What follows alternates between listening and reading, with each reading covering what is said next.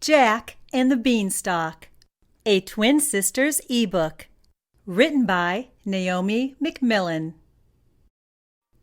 Once upon a time, there was a poor boy named Jack. He and his mother were so poor they didn't even have enough to eat. One day, when there was nothing left at all, Jack set out for the market to sell the family cow. As he went on his way, Jack met an old man who offered him magic beans in exchange for the cow. Magic beans, thought Jack. Won't Mother be surprised? And so he happily accepted the 5 small beans.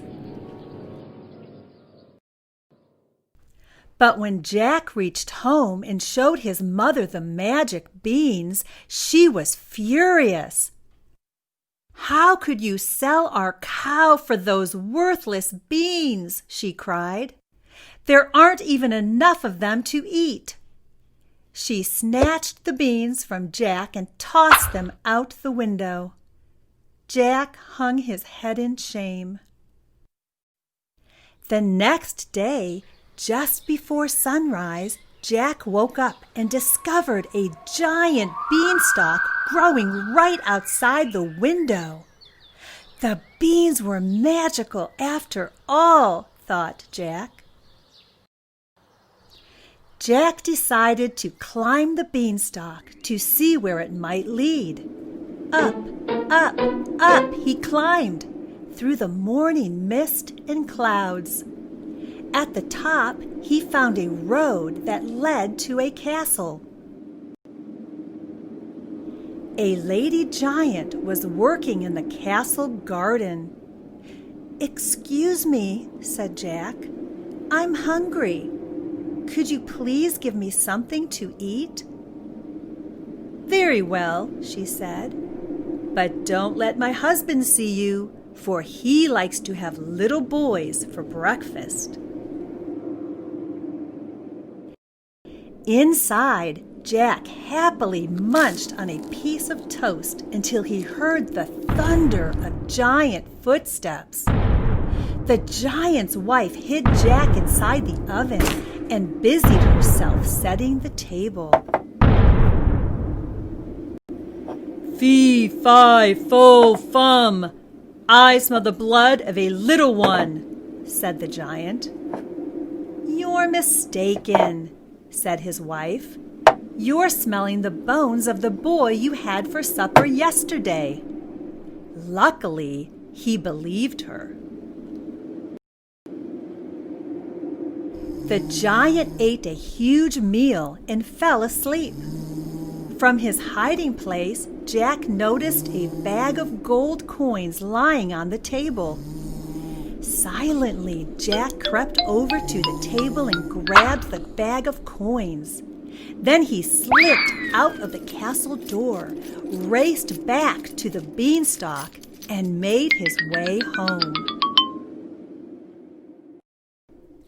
Jack and his mother ate very well for a time. Then one day Jack reached into the bag of coins and discovered that there were none left. Once again, he and his mother were in need. Jack decided to return to the giant's castle. "Perhaps I will find more gold there," he thought. Jack climbed back up the beanstalk and asked the giant's wife for something to eat. "I once fed a boy who stole my husband's bag of gold," she replied, squinting at him. "I've heard of that boy," said Jack, for he realized that she did not recognize him. "I'd remember his name if I weren't so hungry." And so the giant's wife decided that she would feed him. Moments later, Jack heard the thunder of giant footsteps and a booming "Fee, fi, fo, fum," He ran to hide behind the oven door.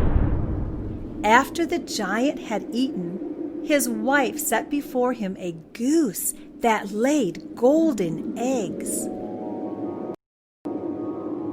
Jack waited until he heard the giant snoring, then grabbed the magic goose and tiptoed out the castle door. Once home, he asked the goose to lay a golden egg, and, to his amazement, the goose did. Surely our worries are over, thought Jack. But one morning, the magic goose stopped laying eggs, and Jack couldn't understand why. The answer must be in the castle, thought Jack, so he decided to travel there once more. This time, Jack entered the castle on his own and hid in a copper pot.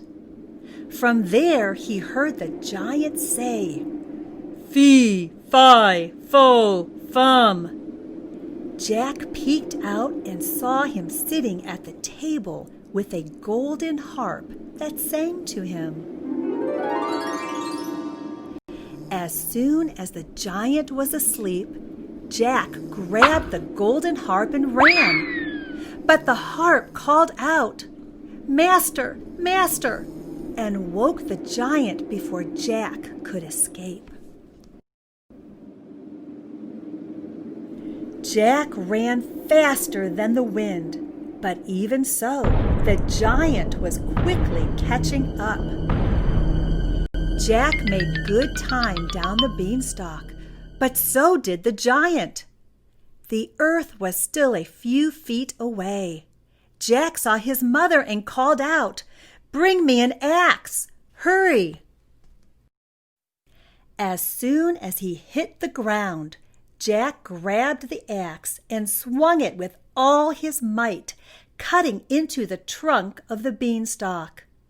1, 2, 3 whacks were all it took. Then down came the beanstalk and the giant, both crashing to the earth below.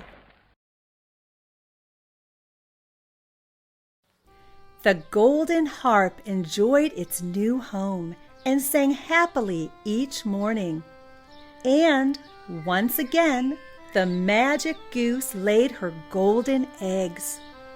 At last, the days of worry were over for Jack and his mother, and they lived happily ever after.